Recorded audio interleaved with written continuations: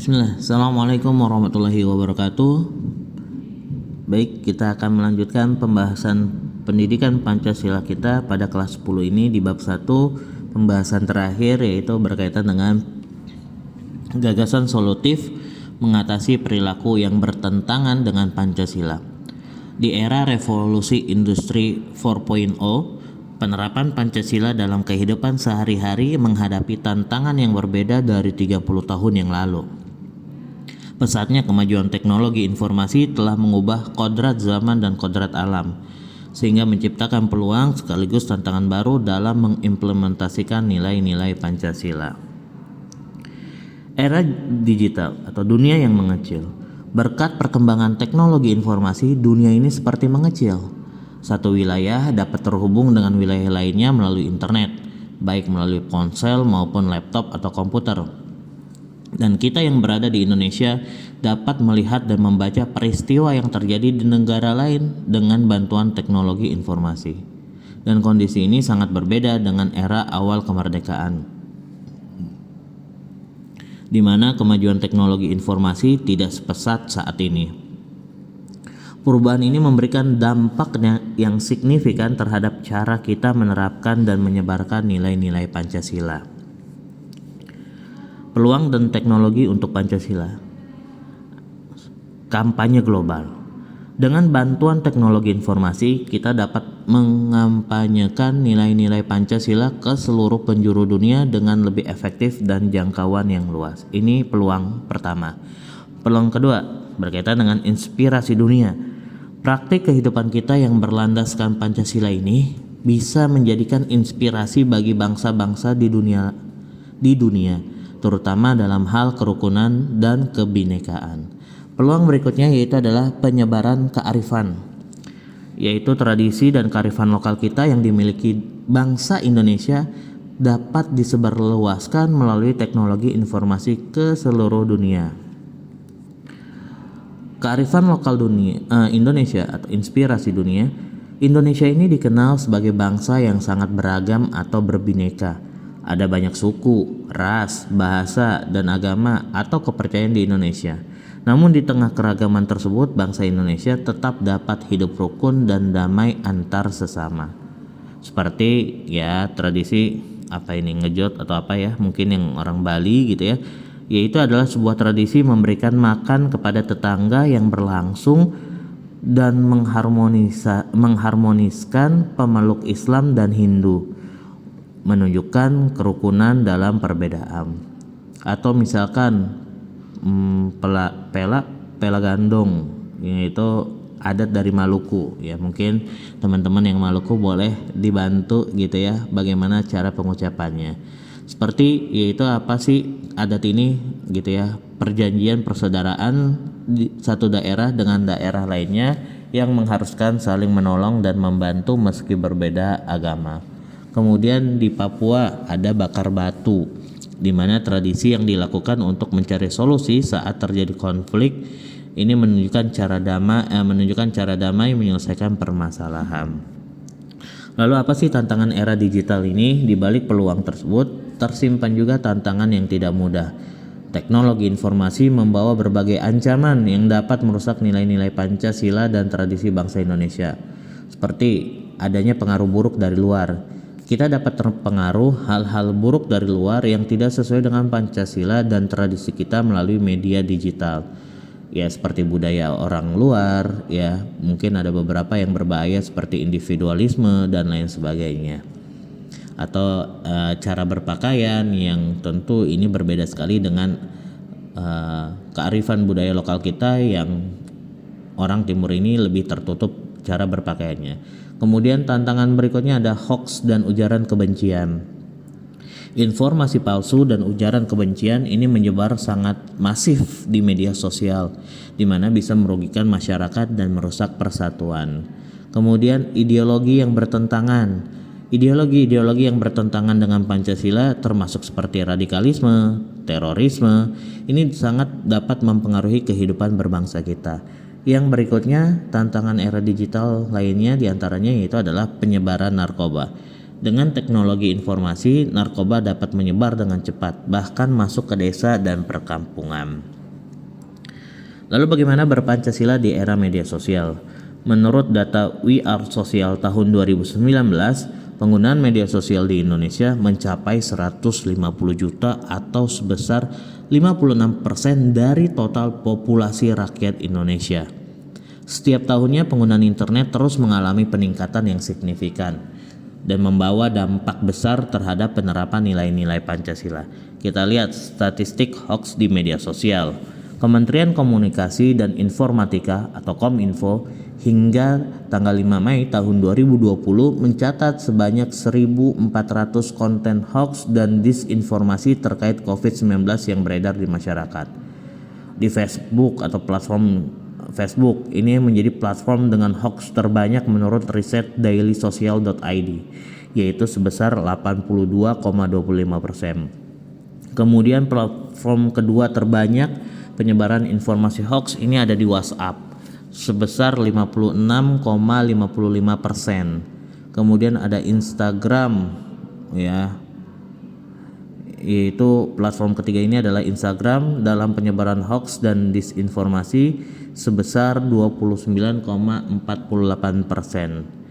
Ada yang tidak yakin, ya, yaitu persentase responden yang tidak yakin memiliki kepiawaian mendeteksi berita hoax itu sebesar 44,19%. Ini sangat besar ya.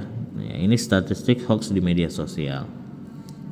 Kemudian media sosial ini seperti pisau bermata dua karena dia ada sisi positif dan negatifnya. Yaitu sisi positifnya apa? Seperti menyebarkan gagasan dan program yang baik. Bisa crowdfunding untuk kebaikan seperti membantu pengobatan orang sakit. Kemudian memperbaiki rumah dan membantu sesama. Menyuarakan keadilan dan kebenaran. Sisi negatifnya apa? Seperti penyebaran hoax dan disinformasi, ujaran kebencian yang merusak persatuan, pemikiran intoleransi dan radikalisme, pengrusakan sosial dan perpecahan.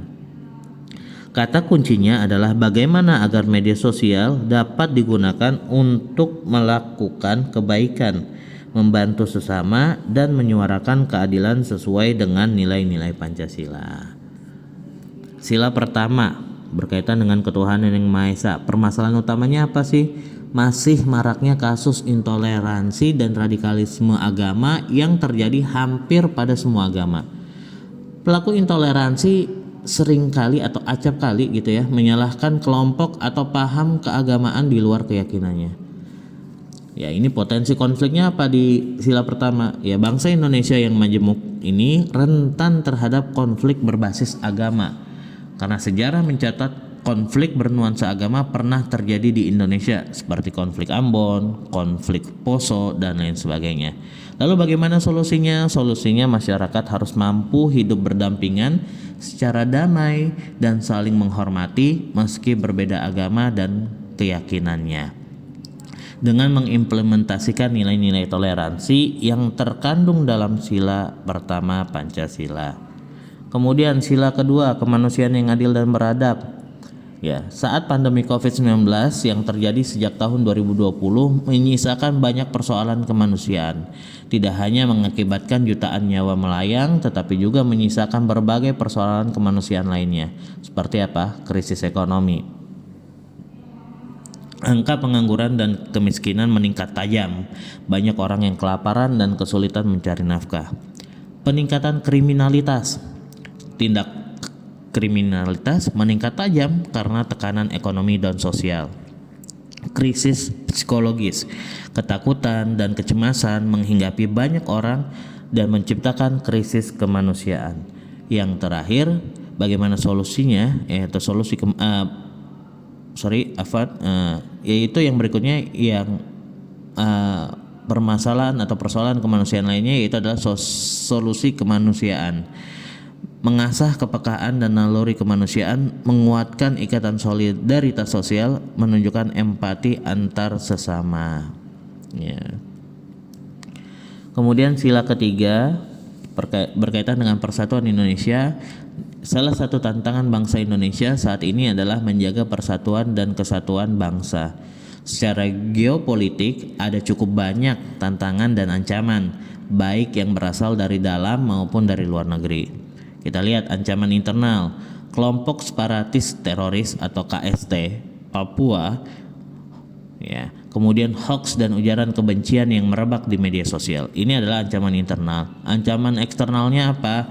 Ancaman eksternalnya seperti klaim sepihak negara lain atas wilayah teritorial Indonesia, seperti sengketa di perairan Natuna Utara. Bagaimana solusi persatuannya? Yaitu adalah kesadaran dan komitmen kuat menjaga persatuan etika bermedia sosial, mengedepankan kepentingan bangsa. Sila keempat, ya, yaitu kerakyatan yang dipimpin oleh hikmat kebijaksanaan. Tantangannya apa ya? Seperti tantangan demokrasi. Tantangan demokrasinya itu persoalan demokrasi sangat berat nih, terutama bagi negara berkembang seperti kita Indonesia yang belum memiliki kematangan dalam berdemokrasi. Ancaman demokrasinya apa aja? Money politik, politik uang saat hajatan demokrasi, atau ya yang sering kali dikenal dengan serangan fajar saat ada pemilihan presiden ataupun DPR dan lain sebagainya.